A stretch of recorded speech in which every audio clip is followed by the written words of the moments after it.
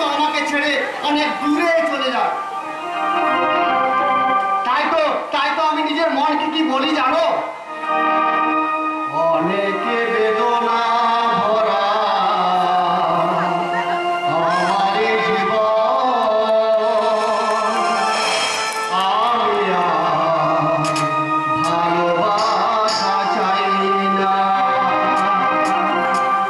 অনেকে বেদনা ভরা আমার জীবন,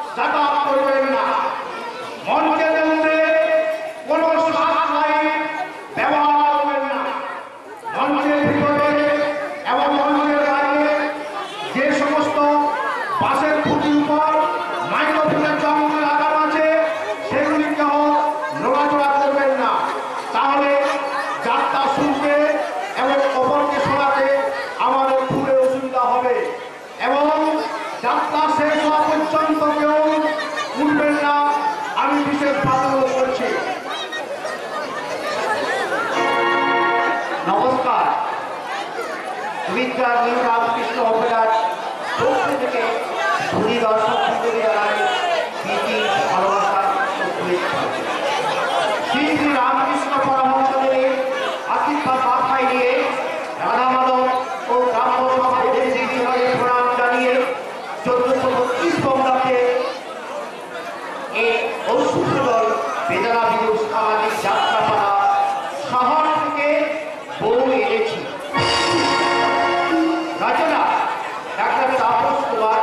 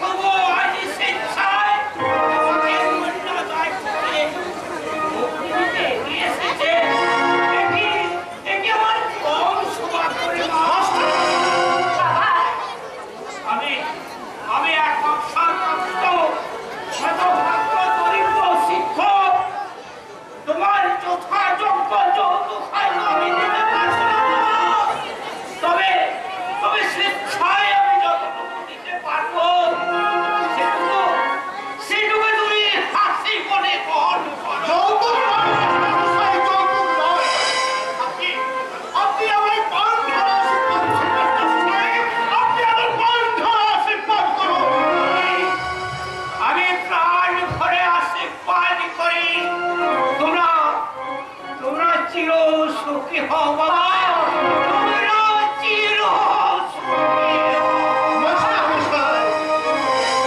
সিঁদুরের স্বীকৃতি সবচেয়ে বড় হলো লোকাচার আর সামাজিক অনুষ্ঠানে করে আগামী শুভ লগ্নে আমি দেব তোমাদের আনুষ্ঠানিক বিবাহ।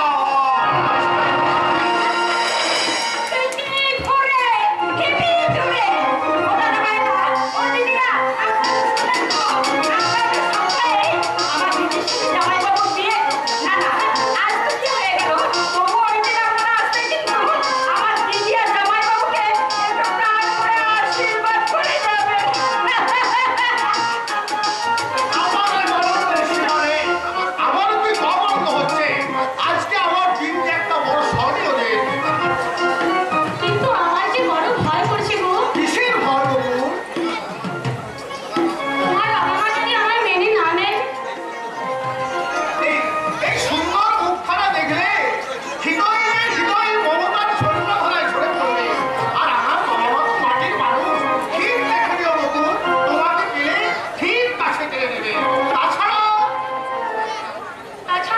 তাছাড়া আনুষ্ঠানিক বিবাহের আগে আমি যেমন করে হোক আমি আমার বাবা মা ভাইদের কাছে গিয়ে অনুরোধ করে বলবো, তারা যদি আমাদের অনুরোধ স্বাভাবিকভাবে মেনে না নেয়, তাহলে আমি বাবা মায়ের কাছে অনুরোধ করে গিয়ে বলবো,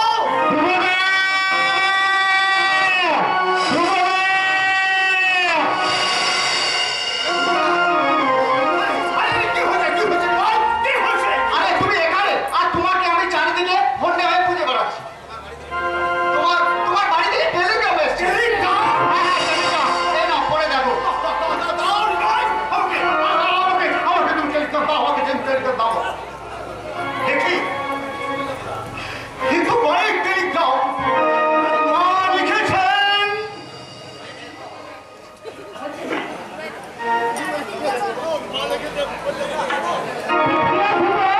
প্রিয় ধ্রুব, তোর বাবা মৃত্যু শয্যায়। টেলিগ্রাম পাওয়ার সঙ্গে সঙ্গে যত তাড়াতাড়ি সম্ভব হয় তুই বাড়ি চলে আয়। ইতি তোর মা। বাবা মৃত্যু শয্যায়, আমাকে বারবার খুঁজছেন। না, আমাকে এখনই বাড়ি যেতে হবে, আমাকে এখনই বাড়ি যেতে হবে। তুমি আমাকে সঙ্গে নিয়ে চলো, আমিও যাবো তোমার সঙ্গে। না, তা হয় না বকুল। আমাদের সম্পর্কের ব্যাপারটা বাবা কিভাবে মেনে নেবেন আমি জানি না। যদি স্বাভাবিকভাবে মেনে না নেয়, তাহলে হয়তো বাবা,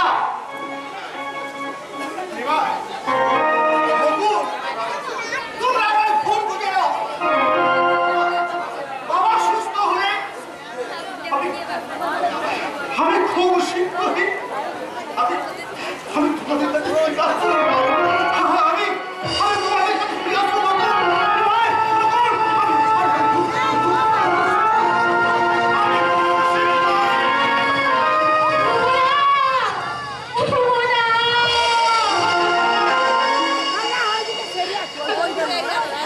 নিমাই, আমার যে খুব ভয় করছে নিমাই। তুমি ভয়কে জয় করতে শেখো। ধ্রুবদা যখন তোমার দায়িত্ব নিয়েছে, তখন তোমার আর চিন্তার কোনো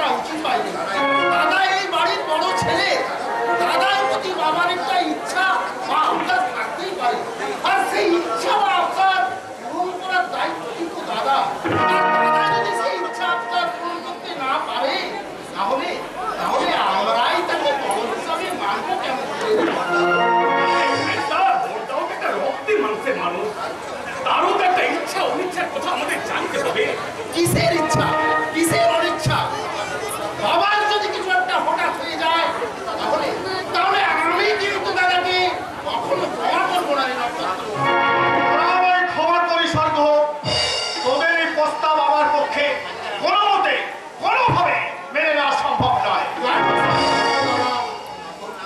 সম্ভব না হলেও তোমাকে মেনে নিতেই হবে দাদা। তোরা তোরা ঠিক বুঝতে পারছিস না অর্থ, তোরা ঠিক বুঝতে পারছিস না। মেজটা বুঝতে না পারলেও আমি সব বুঝতে পারছি তাই তাই তাই আমি তোমার কাছে নিরুপায় হয়ে বলছি, এই মৃত্যু শয্যায় শুয়ে থাকা বাবার শেষ দিচ্ছেটুকু তুই নক্ষত্র, তুই কথা বলছিস ভাই, তুই এই কথা বলছিস। কেন বলবে না দাদা?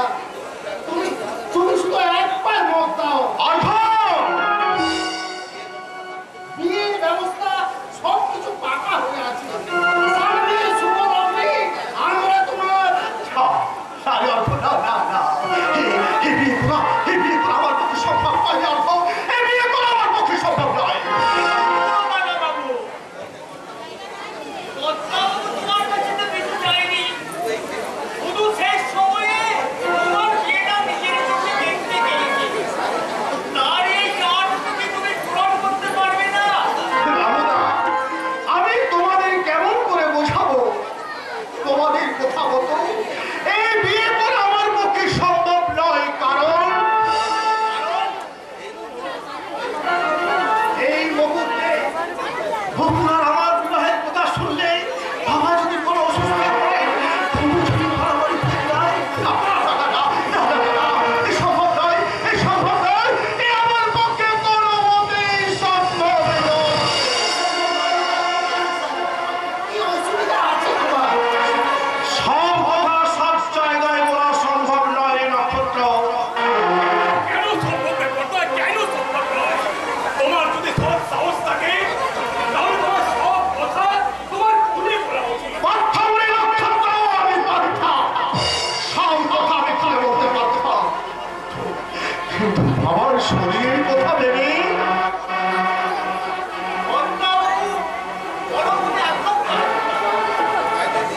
তাই তো দিদি এই রাত শুধু তোমায় খুঁজছে, আর নীতিমাকে বলছে মরার আগে আমি যদি তোমার মেয়েটা দেখে যেতে পারতাম, আমি সত্যি বলতে পারতাম।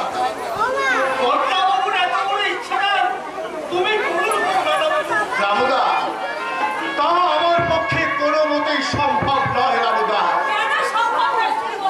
তুমি আমাদের প্রথম সন্তান। আমরা সবচেয়ে বেশি শ্রম ভালোবাসা দিয়ে মানুষ করেছি। আমাদের প্রতি তোর কি কোনো কর্তব্য নেই? আমার তোমাদের প্রতি দায়িত্ব কর্তব্য সবই আছে, কিন্তু কিন্তু সেই কর্তব্য রক্ষা করতে গিয়ে আমি নিজেকে আমি ভুলে দিতে পারি মা। কিন্তু কিন্তু আমার সত্যকে কখনো আমি ভুলতে পারি না মা। কি তোর সত্য? আমি বলো দাদা বলো, চুপ করে থেকো না, তুমি বলো। বলো দাদা বলো, বলো বলো বলো কোন সত্যকে তুমি সামনে রেখে এই বিয়েতে আপত্তি করছো সেটা কি এই মায়ের কাছে খুলে বলো কথা। ছাড়ি না রামদা, আমি কিচ্ছু চাই না, আমি কিচ্ছু চাই না, আমি কিচ্ছু চাই না।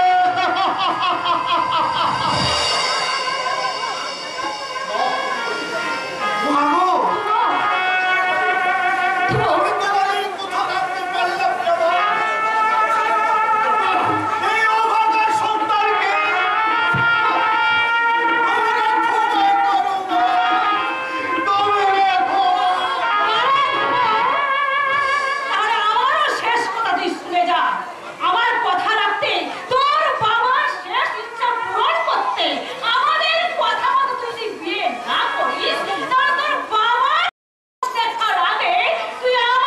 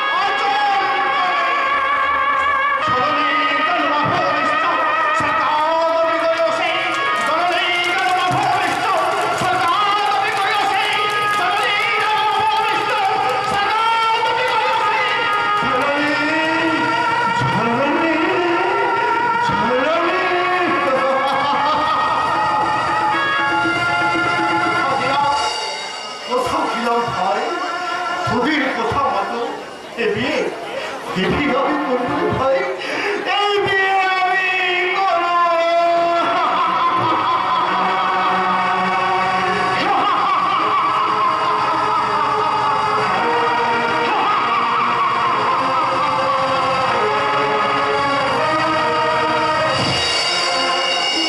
নক্ষত্র, রামুদা, দাদা যখন বিয়েতে মত দিয়েছে, আর কোনো আমাদের অসুবিধাই নেই। আমরা সবাই মিলে এবার বিয়ের ব্যবস্থা করি। ঠিক বলেছো অমৃতা, তুমি ঠিক বলেছো। তবে এটা বিয়ে নয় মেজদা, এটা বিয়ে নয়। এটা আমরা সবাই মিলে কর্তার পরের সব শব্দকে আমরা ফাঁসি দিলাম, ফাঁসি। ফাঁসি নয়, এ আমার কর্তাবাবুর নতুন জীবনের বাসি। আমার মন বলছে এখনই ঢুকবে না, আস্তে আস্তে তুমি এগিয়ে যাবে ওই সুখের মোহনায়।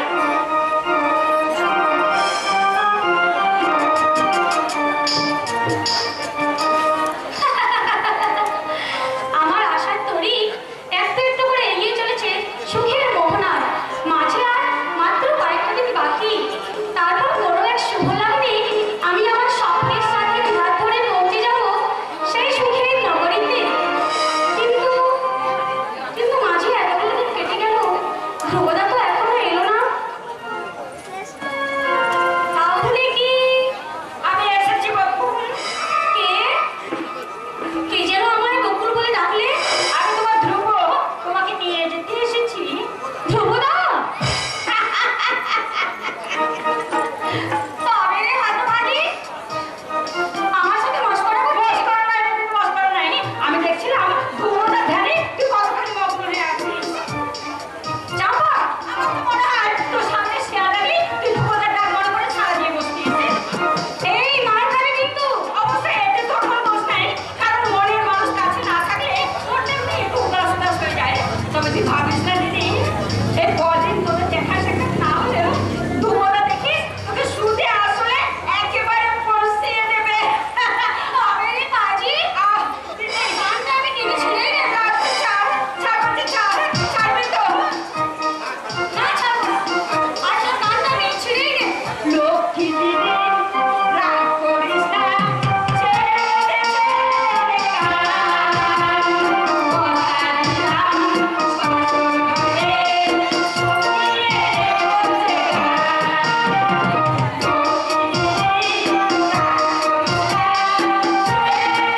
দে গান।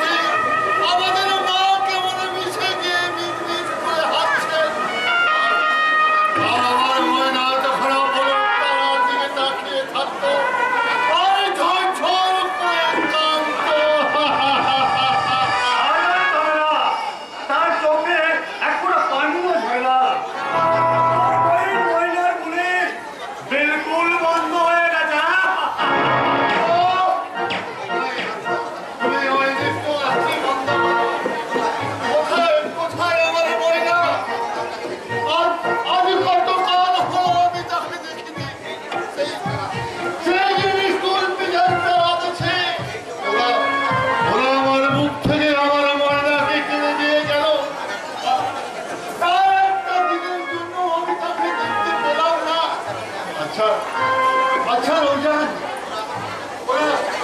ওরা আমার মনটাকে কোথায় লুকিয়ে রেখেছে তুমি জানো? আমি দূর থেকে তাকে একটু করতে দেখা দেখবো। দয়া করে তুমি আমাকে সেখানে নিয়ে চলো রোজান। যাবি কিন্তু বিয়ে করে ফায়দা হবে না, কারণ তুই তোর ময়নাকে চিনতেই পারবি না। আমার ময়নাকে আমি চিনতে পারবো না। আরে পারবি কেমন করে? তোর ময়না যে এখন বস্তা বন্ধে রাত হয়ে ওই গঙ্গার জলে ভাসছে।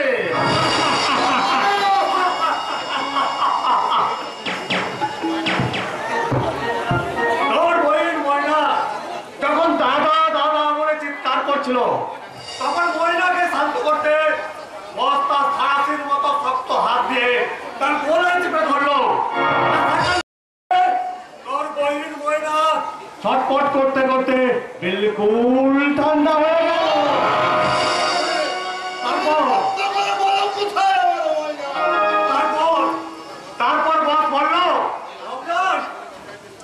এই বস্তা বন্ধে লাশটা তুই যদি ওই গঙ্গার জলে ভাসিয়ে দিয়ে আসতে পারিস, 10,000 টাকা প্রস্তাব দেবো। বসের কথা আর 10,000 টাকার মায়া আমি ক্ষমতায় ছাড়তে পারলাম না। বসের কথা মতো তোর বহিনের বস্তাবন্দি রাস্তা আমি ভাসিয়ে দিয়ে এলাম ওই গঙ্গার জলে।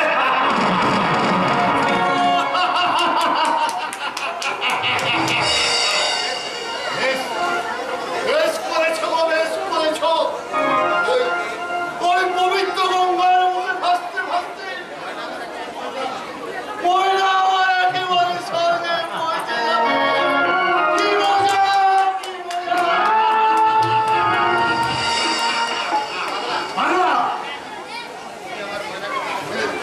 তুমি আমার ময়নাকে ভালো করে দেখেছো তো রমজান? আর বুঝি তার চোখে জল ঝরে না? আর বুঝি সে কেঁদে কেঁদে বলে না, দাদা আমাদের মা কোথায়? আমাদের মা ওরে ময়না, আর তোকে মায়ের জন্য কাঁদতে হবে না। মায়ের মতো তুইও ভাসতে ভাসতে ওই আকাশে তারাদের মাঝে পৌঁছে যাবি। আর আমি তোর দিকে চেয়ে চেয়ে বলবো, সে আমার ছোট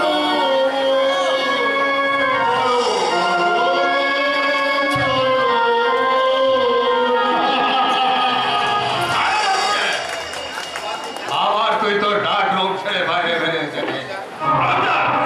তোকে আমি কতবার বলেছি, এই রাজকেন্দ্র বাইরে বেরিয়ে এসে পাগলাম করলে ওকে চাবুক মারতে পারবে, ওর রুমের দিকে পৌঁছে দেবে। চাবুকের কোনো প্রয়োজন নেই। ওকে ধ্বংস করতে আমার এই হাত দোকানেই যথেষ্ট।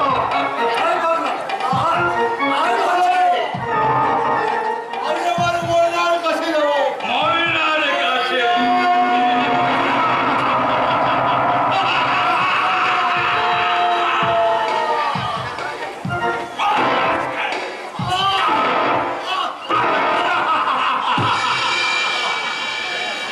হ্যাঁ, ময়নার কাছে। তোমরা তাকে ঘুম পাড়িয়ে দিয়ে দাও। কিন্তু যদি তার ঘুম ভেঙে যায় আর সে যদি আমাকে দেখতে না পায়,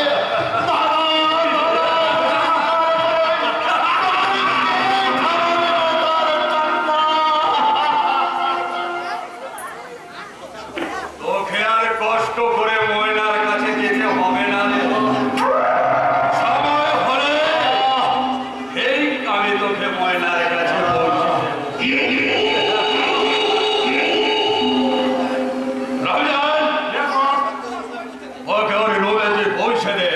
ডাক্তার ওকে ইঞ্জেকশন দেওয়ার জন্য তৈরি হয়ে আছে। না, না, ওই ইঞ্জেকশন তোমরা আমার আর দিও না। ওই ইঞ্জেকশনের প্রচন্ড জ্বালা আমি আর সহ্য করতে পারি না গো। অসহ্য যন্ত্রণায় আমার সারা শরীরটা দাও দাও করে জ্বলতে যাবে। মাথায় শিরা উড়ে আমি পারি না।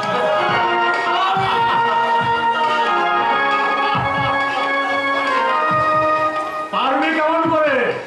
আরে ওদের যে বিষ মেশানো আছে।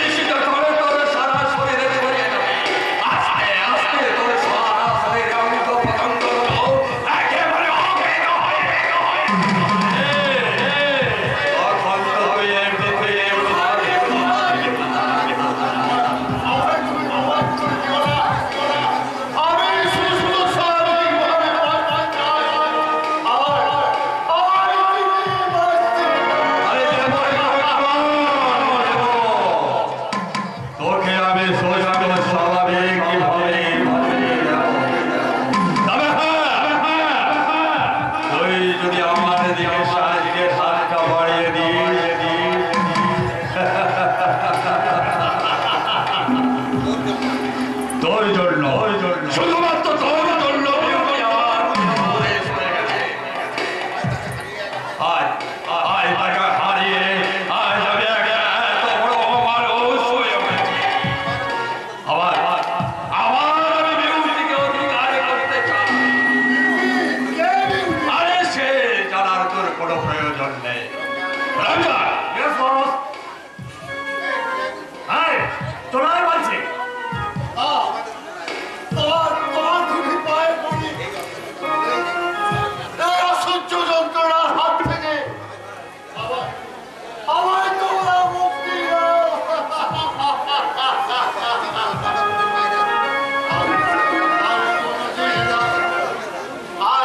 আর কোনোদিন আমি ঘরের বাইরে আসবো না। তোমরা যা বলবে আমি তাই শুনবো। তোমরা যা খেতে দেবে আমি তাই খাবো। এখানে কান খুলে কাঁদবে আর তোরাই বলছি আরে কাটারি পচে যাবে ভক্তি তোকে আমি দেওয়ার আমার আকাঙ্ক্ষার খিদে মিটে গেলে ভক্তির পথই হবে তোর আসলে ভক্তি। এই কঙ্কর আমার বাবার লক্ষ্মীটার বাবা মৃত্যুর আগে তার বিশাল সম্পত্তির অর্ধেকটা অংশ সোয়ের নামে লিখে গেছে।